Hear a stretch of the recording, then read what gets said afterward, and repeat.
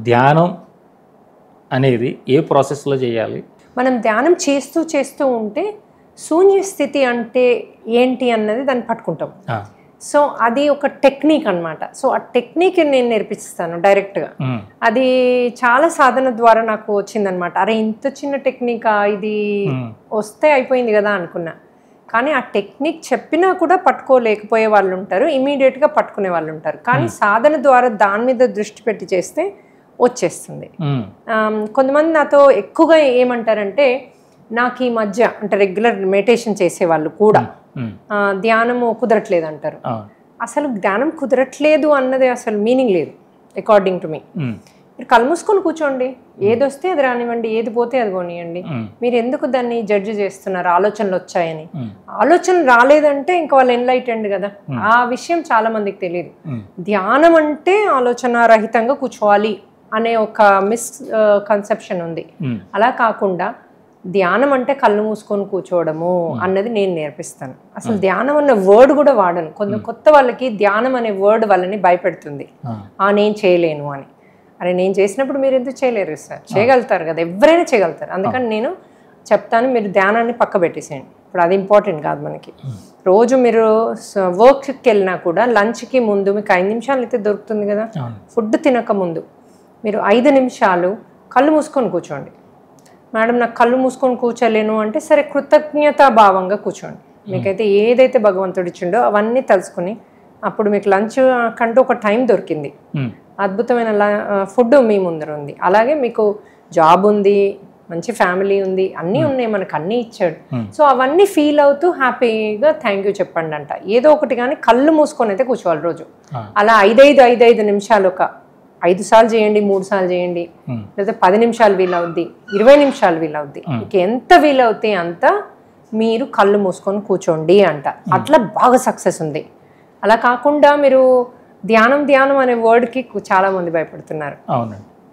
So తప్పకుండా మనం ఒక 5 నిమిషాలు నేను అంటే రైట్ ప్రాసెస్ చెప్తాను మీకు, అది శూన్యంలోకి ఎలా వెళ్తారు అని. సో నేను ఈ మధ్య చాలా సెల్ఫ్ హీలింగ్ అని చేస్తున్నా. కాకపోతే అందరికీ ఆ హెడ్డింగ్ చూసి అర్థం అవ్వదు. సెల్ఫ్ హీలింగ్ అంటే నేను ఏదో ఎవరినో హీల్ చేస్తున్నా అనుకుంటారు. మనం ఇంకొకరిని హీల్ చేస్తే మనది డిప్లీట్ అయిపోతుంది, మనం డౌన్ అవుతాం. సో అలా కాకుండా ఎప్పుడైతే మనము గ్రూప్లో కూర్చుంటామో గ్రూప్ ఎనర్జీతో, అప్పుడు నాకు ఏం చూపించారంటే మాస్టర్స్, మీరు గ్రూప్ ఎనర్జీతో కూర్చున్నప్పుడు మేము మీకు మ్యాచ్ అంటే మేము రాగలుగుతాం, వచ్చి మీకు సర్జరీస్ అంటే సర్జరీస్ ఏదంటే అది హీల్ చేయగలుగుతాం, మీరు ఎన్లైటన్మెంట్ అడిగినా చేయగలుగుతాం. కానీ ఎవరు ఏ స్థితిలో ఉన్నారో అంతే అడుగుతారు, అడిగిందే మేము చేస్తాం. అమ్మ అడగంది అన్నం బెటర్ అంటారు. అది నిజమైన అమ్మ కాదు. నిజమైన అమ్మ ఇది చెప్పి అది చెప్పి పెడుతూనే ఉంటుంది కదా. ఇది మాస్టర్స్ అన్నమాట వీళ్ళు. సో వీళ్ళు మనకొచ్చి కావాలంటే సర్జరీస్ చేస్తున్నారు, ఏదంటే అది చేస్తున్నారు.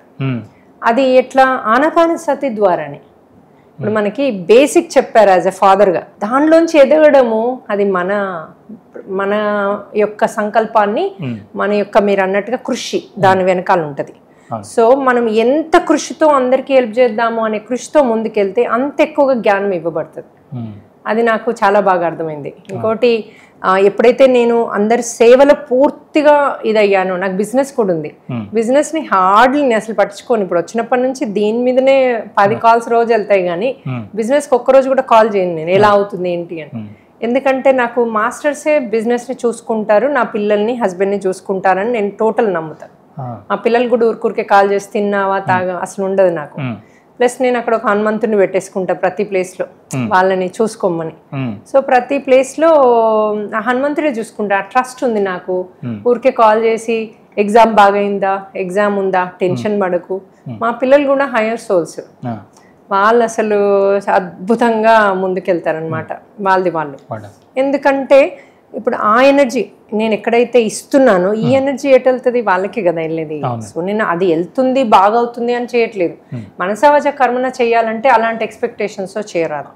నేను చేస్తూ ఉంటే ఈ డిఫరెన్స్ ఈ యొక్క ఇది నేను చూస్తున్నా ఇండైరెక్ట్గా ప్రత్యక్షంగా. అందుకని నేను నన్ను మీరేమన్నా ఇస్తారా ఒక టిప్ అని అడిగితే నేను మేజర్గా అదే చెప్తా. మీరు కళ్ళు మూసుకొని ఎంతసేపు అయితే అంతసేపు కూర్చోండి. సెకండ్లీ మీకు ఎంత టైం వీలైతే అంత సేవలో ఉండండి. యూనివర్స్ని అడగండి, నేను సేవ చేస్తాను, మీరు ఎంత టైం ఇస్తే అంత చేస్తానండి. చూడండి మీకు యూనివర్స్ మీకు తెలియకుండానే 16-17 గంటలు పర్ డే ఇస్తుంది. మనకు టైర్డ్నెస్ ఉండదు, నిద్ర అవసరం ఉండదు, మాటకి డిప్లీట్ అవ్వరు ఎంత మాట్లాడినా. ఇప్పుడు నేను 20 కౌన్సిలింగ్స్ ఇస్తా, నన్ను అందరూ అదే అంటారు, మీరు ఎలా మేడం ఇన్ని ఎలా మేనేజ్ చేయగలుగుతారని. అది నేను కాదు చేసేది, అక్కడ వాళ్ళు చేయించుకుంటున్నారు. ఎందుకంటే నేను ఊరికే చెప్తా, నా బాడీని, నా యొక్క వాక్కును, డబ్బుని అన్ని వాడుకోండి. ఇప్పుడు అది ఇస్తే డబ్బు కూడా ఉంటుంది కదా విరివిగా నాకు ఇవ్వడానికి. సో అన్నీ నా ద్వారా వాడుకోండి. మీకు బాడీ లేదు, ఇప్పుడు హనుమంతునికి బాడీ లేదు, వాడుకోండి అని చెప్తా. ఎప్పుడు నేను అదే హనుమంతుని ఇన్వైట్ చేసుకుని అందరికీ ఏది కావాలో నా నుంచి, నా వాక్కు ద్వారా లేకపోతే నా సేవ ద్వారా అది నాతో చెప్పి, ఇది ఒకటే గుడికి వెళ్ళినా ఎక్కడికి వెళ్ళినా నా యొక్క ఎనర్జీస్ని ఇంకా పెంచు, అందరికీ ఇచ్చేలాగా సమయాన్ని పెంచు, ఎనర్జీస్ పెంచు, నాలో ఉన్న విజ్డమ్ని ఇంకా ఎక్కువ చేయు. ఇది ఒకటే నేను అడిగేది, ఎందుకంటే 10 మందికి ఉపయోగపడుతుంది అది. సో ఇది నేను అందరికీ అదే చెప్తా, మీరు 10 నిమిషాలు వీలైతే 10 నిమిషాలు సేవ చేయండి. సేవలోనే ఉంది సార్ పరమానందం. ఎందుకంటే నేను అన్నీ చూశాను నా లైఫ్లో, సక్సెస్ చూశాను, డబ్బు చూశాను, అంటే ఒక మంచి భోగ జీవితాన్ని చూశాను. కానీ ఇందులో వచ్చిన పరమానందం ఎందులో లేదు. ఆ తృప్తి, పరమానందము అదొక లాంటి ఎగ్జైట్మెంట్ ఎవ్రీ పూట, ప్రతి నిమిషం. సో అందుకని అందరినీ అంటే జాబ్ చేయండి నడవదు మేడం అంటే మీరు ఆటోమేటిక్గా యూనివర్స్ మిమ్మల్ని చూసుకుంటుంది. నేను జాబ్ ఏం మానేయమనట్లేదు, 10 నిమిషాలు చేయండి, 20 నిమిషాలు చేయండి. సో అట్లా మెల్లిగా ప్రతి ఒక్కరు కూడా వాళ్ళ జీవితాన్ని ఇంప్రూవ్ చేసుకోవచ్చు. సో అయితే నేను ఇది హీలింగ్ ఎందుకు చెప్పారంటే హార్ట్ చక్రాతో చేపిస్తాను అనమాట నేను. సో ఇప్పుడు మనం అలాగే చేద్దాం. సో ఈ హార్ట్ చక్రాన్ని మనం ఎప్పుడైతే లాంగ్ బ్రీత్ చేసుకుని బ్రీత్ని ఆపుతామో, ఎంతసేపు వీలైతే అంతసేపు ఇట్లా బాగా ఇది వచ్చేటట్టొద్దు, మళ్ళీ బ్రీత్ అవుట్ మెల్లిగా లాంగర్ చేయాలి, చాలా ప్రశాంతంగా సున్నితంగా చేయాలి. చేశాక అట్లా ఒక 5-6 సార్లు చేశాక మళ్ళీ మీరు థర్డ్ ఐలో సేమ్ అలాగే బ్రీత్ ఇన్ చేసి ఆపి బ్రీత్ అవుట్ 3 టైమ్స్ చేశాక, ఇక్కడ 5 ఇక్కడ 3 టైమ్స్ చేశాక మీరు మెల్లిగా బ్రీత్ ఇన్ చేసి ఇంకా ఏమి ఆ 3వ కన్ను ఇలా ఓపెన్ చేసి దానిలోకే చూస్తూ బ్రీత్ ఆపినట్టు ఫీల్ అవ్వాలి, కానీ బ్రీత్ ఆపొద్దు. బ్రీత్ న్యాచురల్గా అవుతూనే ఉంటుంది, కానీ కొంచెం ఆపినట్టు ఫీల్ అవుతే ఇంకా శూన్యంలోకి వెళ్ళిపోతారు. ఇంకా అప్పుడు మీరు ఏమీ చేయాల్సిన అవసరం ఉండదు, మీరు అక్కడే ఉండగలుగుతారు ఆ స్టేజ్లో శూన్యంలో. నేను ఇప్పుడు ఎంతమందిలో కూర్చున్నా ఈ టెక్నిక్ ద్వారా శూన్యంలోకి పోగలుగుతా, నథింగ్ డిస్టర్బ్స్ మీ.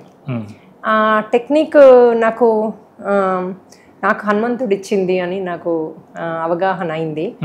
బట్ ఈ టెక్నిక్ని టీచ్ చేస్తే పట్టుకున్న వాళ్ళందరూ కూడా అద్భుతమైన స్టేజ్లోకి వెళ్తున్నారు. మేము 2.5-3 hours చేస్తాను ఏట స్ట్రెచ్, 10 minutes అయింది అనుకుంటారు. అప్పుడు రియలైజ్ అవుతారు కి నేను మెడిటేషన్ చేయగలుగుతాను, చేస్తాను, ఇంకా సంకల్పంతో స్టార్ట్ చేస్తారు.